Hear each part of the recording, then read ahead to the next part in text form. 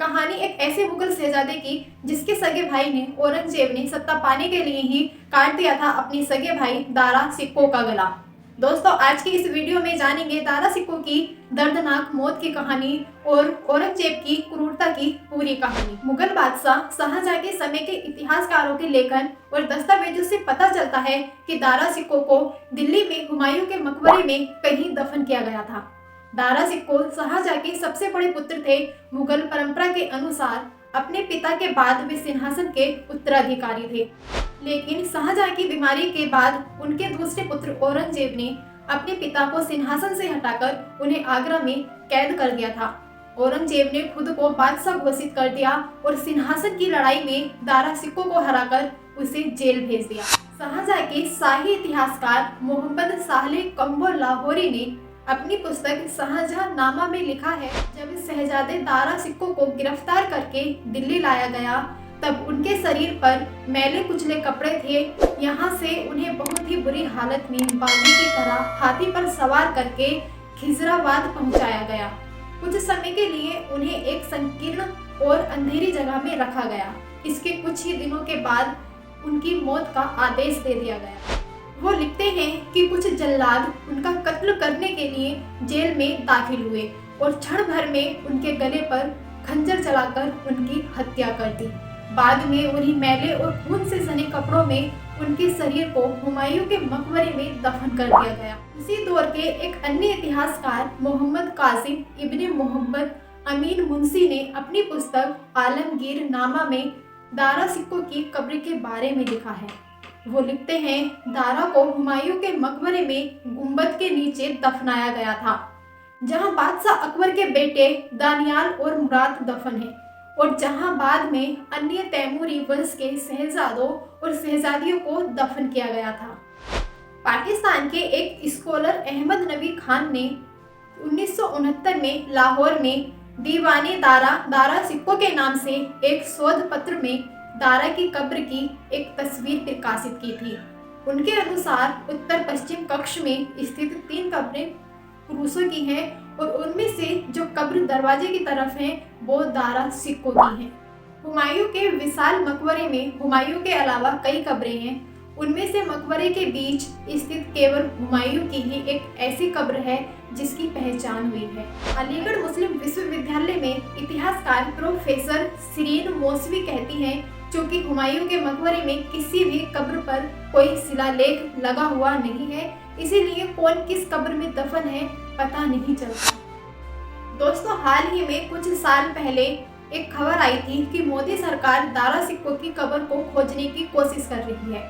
आखिर मोदी सरकार दारा सिक्को की कब्र को क्यों खोजना चाहती थी, अभी आगे हम इसी वीडियो में ये सब जानेंगे। सरकार ने दारा की कब्र की पहचान करने के लिए पुरातत्वविदों की जो टीम बनाई है, उसमें पुरातत्व विभाग के पूर्व प्रमुख डॉक्टर सैयद जमाल हसन भी शामिल हैं।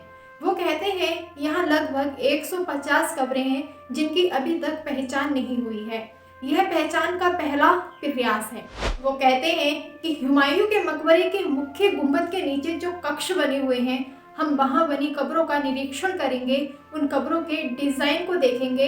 अगर वहीं कुछ लिखा हुआ हो तो उसकी तलाश करेंगे। कला और वास्तुकला के दृष्टिकोण से हम लोग यह कोशिश करेंगे कि दारा की कब्र पहचानी जा सके और उनका मानना है कि यह काम बहुत मुश्किल है। दारा सिक्को शाहजहां के उत्तराधिकारी थे। वो भारत का एक ऐसा बादशाह बनने का सपना देख रहे थे जो बादशाहत के साथ साथ दर्शन, सूफीज्म और आध्यात्मिकता पर भी महारत रखता हो। उनके बारे में उपलब्ध जानकारियों के अनुसार वो अपने समय के प्रमुख हिंदुओं, बौद्धों, जैनियों, ईसाइयों और मुस्लिम सूफियों के साथ उनके धार्मिक विचारों पर चर्चा करते थे। इस्लाम के साथ उनकी हिंदू धर्म में भी गहरी रुचि थी और वो सभी धर्मों को समानता की नजरों से देखते थे। उन्होंने बनारस से पंडितों को बुलाया और उनकी मदद से हिंदू धर्म के उपनिषदों का फारसी भाषा में अनुवाद कराया था।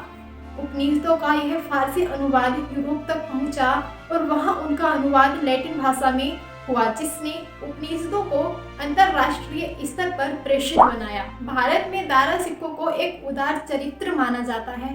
भारत में हिंदू झुकाव वाले इतिहासकारों और बुद्धिजीवियों का मानना है कि अगर औरंगजेब की जगह दारा सिक्को मुगलिया सल्तनत के तहत तख्त पर बैठे होते तो देश की स्थिति बिल्कुल अलग होती।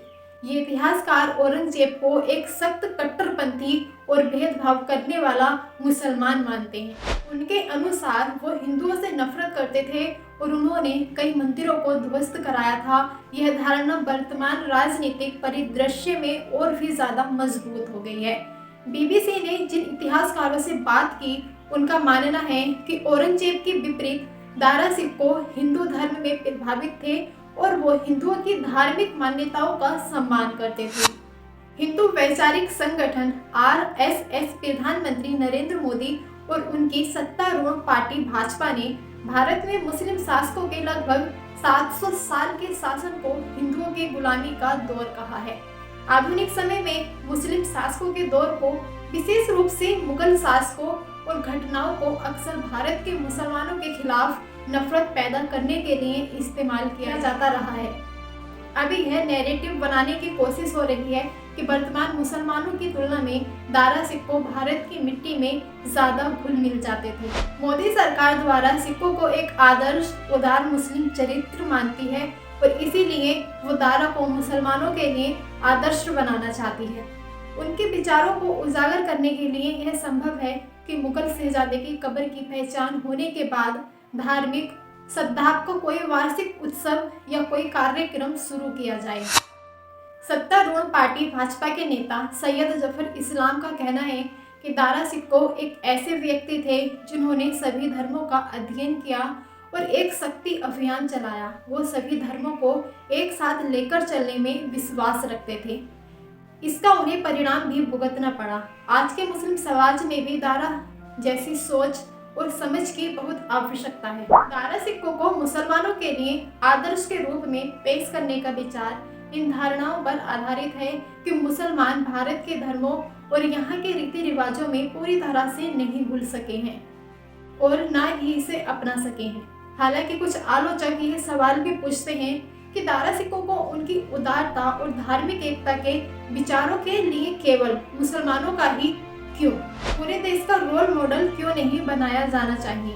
दोस्तों, ये थी दारा सिक्को की कब्र की पूरी कहानी कि आखिर भारत सरकार यानी भाजपा सरकार क्यों खोजना चाहती थी दारा सिक्को की कब्र को। तो दोस्तों, वीडियो अच्छी लगी है तो वीडियो को एक लाइक जरूर कर दीजिएगा और ऐसी ही कहानियाँ सुनने के लिए हमारे चैनल के साथ जुड़ जाइए, चैनल को सब्सक्राइब कर लीजिए। तो दोस्तों, मिलते हैं किसी अगले वीडियो में, तब तक के लिए दीजिए इजाज़त और अपना ख्याल रखिए, बने रहिए हमारे साथ। धन्यवाद, नमस्कार।